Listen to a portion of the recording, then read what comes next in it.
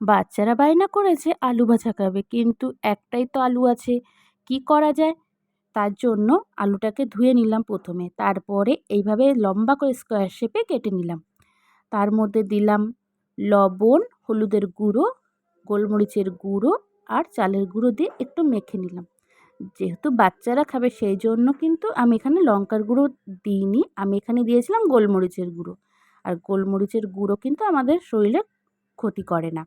এবার দিয়েছিলাম সামান্য একটু জল, যেহেতু আমার মাখাটা শুকনো হয়ে গেছিলো সেই জন্য জল দিয়ে হালকা মেখে নিলাম।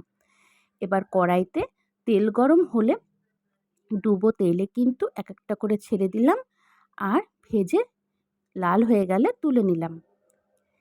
দেখো সস দিয়ে খেতে কিন্তু দারুণ লেগেছিল। আমার ঘরের বাচ্চাদের কিন্তু খুব পছন্দ হয়েছে। তোমরাও কিন্তু একবার ট্রাই করো, দারুণ খেতে লাগে। আর নতুন ভিডিও দেখার জন্য অবশ্যই চ্যানেলটা সাবস্ক্রাইব করে দিও।